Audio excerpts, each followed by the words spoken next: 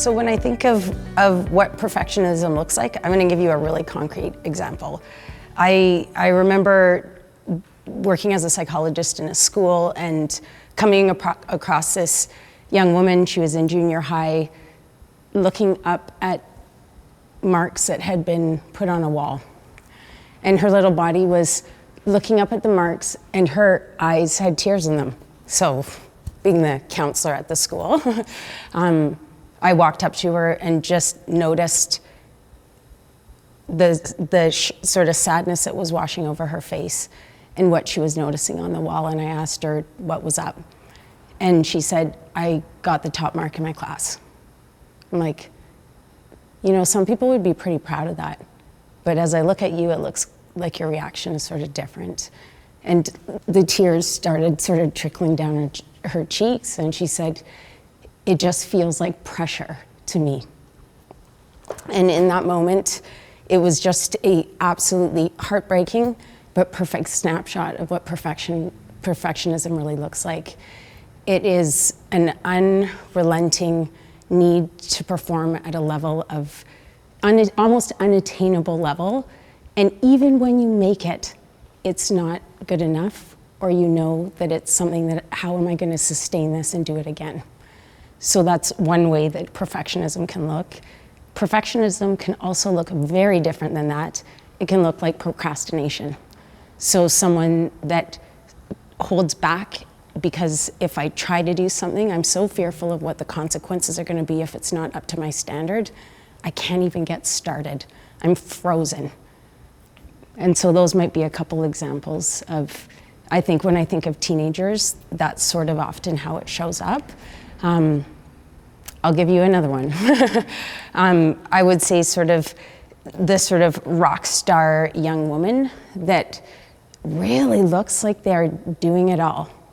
Not only really maybe incredibly stunningly beautiful, kind of the body ideal that we're looking for, or our world tells us you kind of need, a top student, someone that is uber duper kind to everyone, well liked by teachers. Parents do not worry about this person in any possible way. But what it feels like to be that person on the inside is like a nightmare. But they go through life looking like everything is effortless. That is a very, very scary place to be. And there are so many young people that actually walk that life every single day. So perfectionism, it starts from many different places. You know, I think it can come from within the person, truly. So just being someone that wants to do really well, and it feels really good to get those external accolades and celebrations. Like, wow, you're really good at this. Let's push you a bit further. So it can be a scoop of maybe from the self. Sometimes it's a scoop too that's given to us from our parents, right? I am a really high performer myself, and we're providing all these opportunities for you. There's no reason why you shouldn't rise to the occasion. Or I didn't get these opportunities when I grew up, and I'm gonna darn well make sure that you have those opportunities yourself. Don't waste it. So it can be, that's a scoop from parents. And our school systems as well often really reinforce it as well. So there's another scoop on top, which could be, you know, I think as a teacher, our educators are amazing people, but they're human. And to have someone in your class that is that amazing writer, outstanding math student, or that person that is just, you can just count on them to be a leader in every situation, it could be also putting extra pressure and expectations on a young person that just reinforces, this is just who I am. I need to show up and be what people expect of me. And I need to do it at a level where I'm not showing my flaws. I can't fail. It's really hard for me to show another side of myself, maybe say no. I don't actually want to take that project on right now. And so it evolves over time. It's not just one incident or one influence that grows a perfectionist. It's often many, many things that get reinforced. And then I think eventually, it might be when you're 20, it might be when you're 30, it could be when you're 15 years old, you hit a wall where you just can't do it anymore. So perfectionism, I would kind of think of it almost along a continuum. So, you know, being really good at something and wanting to do your best, wonderful. There's nothing wrong with that. It's when it moves past that point to more of a rigid mindset. I need to do it at this level, and anything that's less than that, even if 95% feels like my mark and I get a 93, it's not good enough. And it's at that point when perfectionism becomes more of an ingrained, rigid mindset that it can be, I'm going to call it like a gateway to other issues. And so it might be reflective of someone who has a pretty anxious body. And we know that anxiety is really a gateway disorder to many other things. Many people, over 50% of people that have one anxiety disorder have multiple, like secondary, maybe 3 anxiety disorders. Chronic anxiety and high anxiety can lead to more serious mental health diagnoses like depression, suicidal ideation, eating disorders. So it's not something that we want to dismiss and just celebrate, because it really is sort of a red flag that can lead to so many other things, not just perfectionism. So I think, you know, the reality is in our Western culture is that there are different expectations on young men versus young women. And there's no two ways about it. The cultural ideal that's really based on the physicality of what a woman's body should look like, and that over-sexualized kind of ideal that's given to young people at a very young age adds an extra pressure that's on a young woman.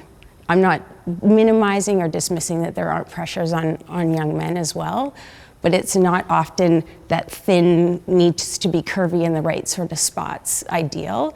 For men, it might be more, you know, how their body performs in sports or being really strong. And so girls in particular seem to internalize their anxiety much more. So if I'm someone that's a perfectionist, if I'm someone that's really taking in a lot of these messages from my world that I need to fit into this shape to be accepted, it's an upward battle, possibly for my whole life, to try and meet an ideal. It's called an ideal for a reason.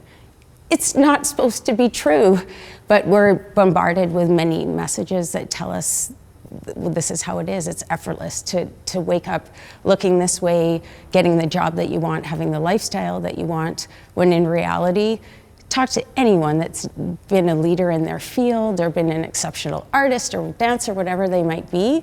It's hard work to get there. And there are failures that happen all along the way, but our world is really good at focusing on the good and celebrating the ease of things without really going back and looking at the mistakes and the harder spots and the struggles and self-doubt that's always part of getting yourself to that place of excellence. Know that our bodies are really hardwired for survival. It's beautiful, it's amazing. It goes back to being cave people. So when we perceive a threat, our whole nervous system gets ready to fight off that tiger. So we have neurochemicals that spill through our brain, cortisol, adrenaline, get our body activated and ready to fight if we need to run away, flight, or maybe freeze if we can't escape. And perfectionism is no different, is just a modern day tiger. So instead of getting activated to fight against something that's external, we actually, when our self-concept is at stake, who I am, my worth, my perceived worth, I actually turn that fight against myself. So I still have that cortisol and adrenaline raging through my system where I'm activated and I'm under stress, but I'm attacking me.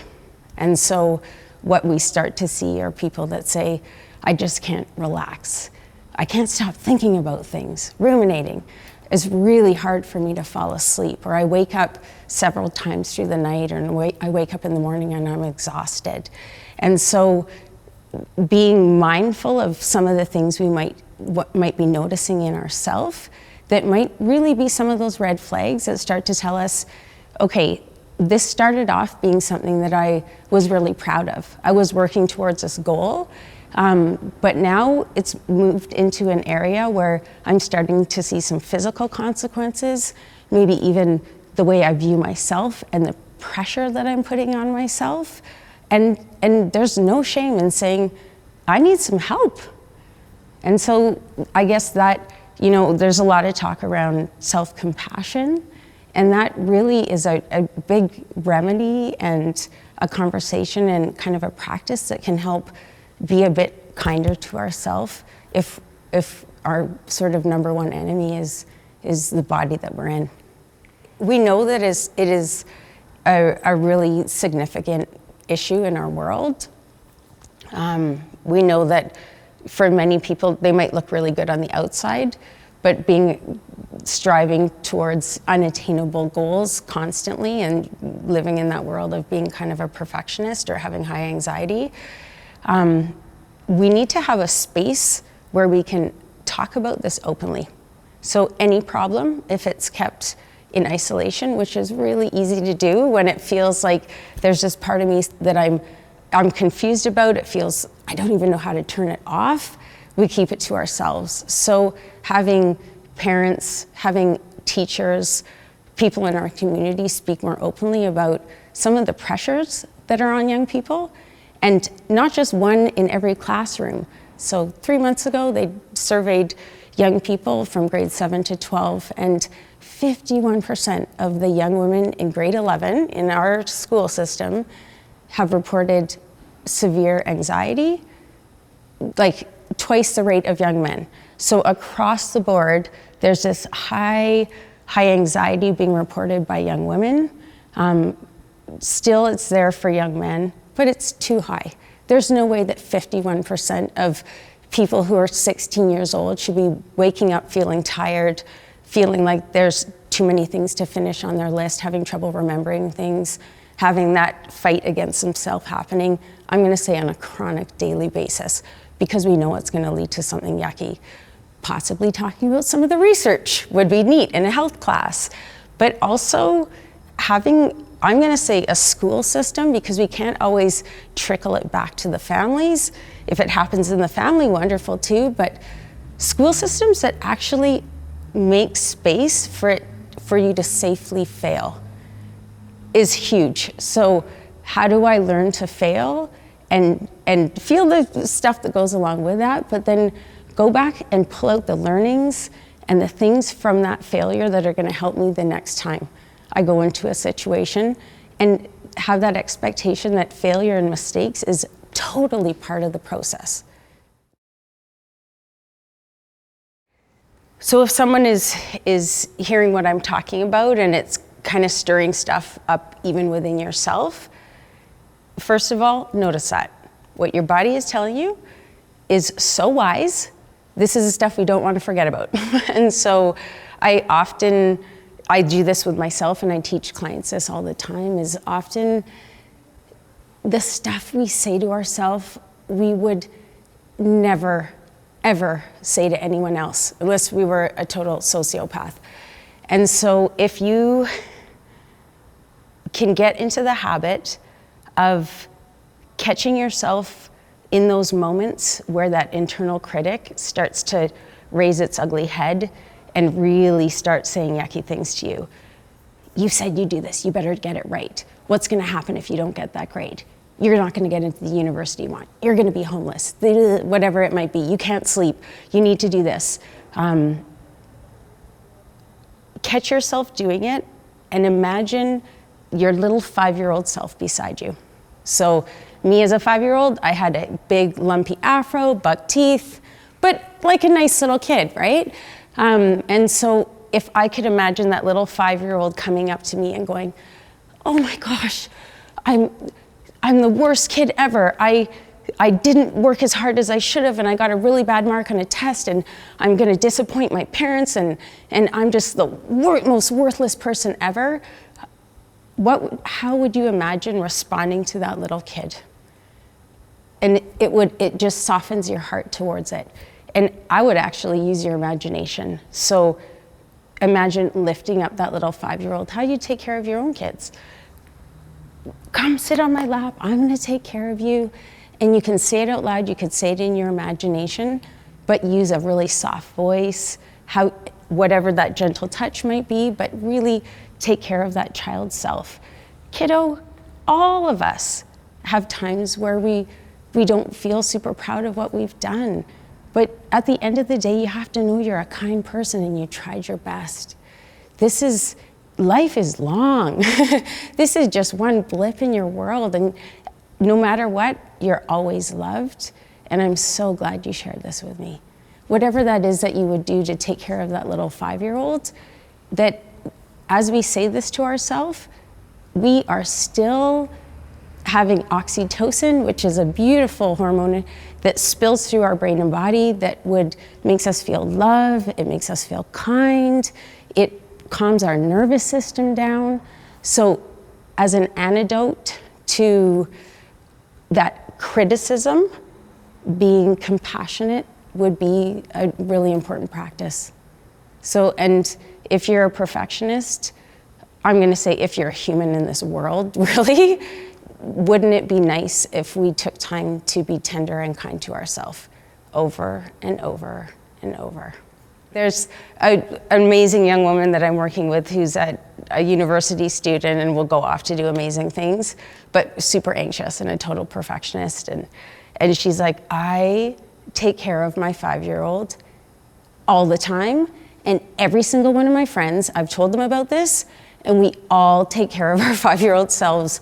And I'm like, oh, that's so cool. But she's like, I've just learned to hate myself. I hate my body. Like I can't be nice to my adult self. That's really hard for me to do. But when I think of my little self in, 5 years old with a t-shirt that says, like with a ladybug on it that says, don't bug me, I can be nice to that little kid. Knowing the voices of so many clients that have shared sort of this inner world in space with me, I think parents and teachers really need to know how much young people have on their plates. And so even though it might look like my teen is on their phone all the time, or they play way too many video games, or it doesn't look like they're trying, don't make assumptions and get curious and check in and ask how they're doing. There are so many people that walk through this world suffering in silence that are just waiting for someone to ask how they're doing, and to be able to have a space to be honest about how much pressure is on them, and just to have it normalized, because they're not alone. But when we keep it to ourselves, it sure feels like we're the only ones that struggle with it. To be able to keep those communication lines open with our teens. Often younger kids, they're usually sort of the babbling brooks. It's a lot easier often to kind of pull things out of them, and they want to spend time with us. That is a big difference. But as teenagers, teenagers still need their parents in a life. That's where you get influence.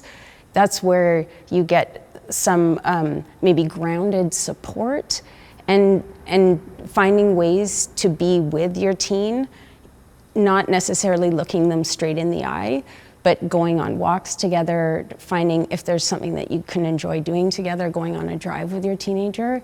It's often in those, like when we're walking and talking, that we can have some of these conversations. And I know my teenagers would sure call me out on it. If there's a hint of hypocrisy,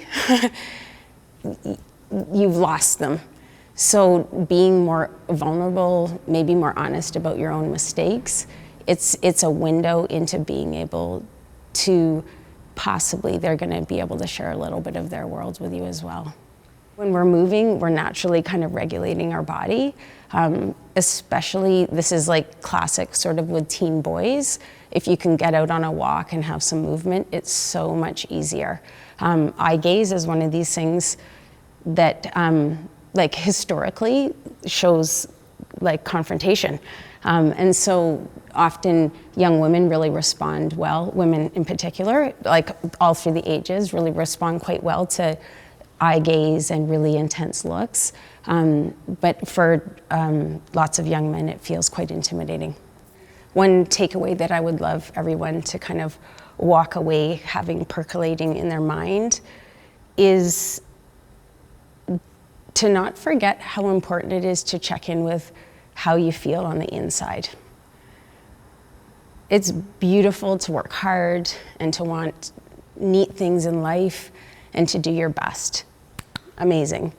But if it starts to feel like it's coming at a cost to you, a cost to how you feel about yourself, a cost to how your body responds to things, you really want to listen to that. I think our world kind of reinforces sometimes to push past some of the pain, and bodies keep the score. So we can do it until we can't. So you want to listen to that stuff to make some changes. A small change can make a big difference.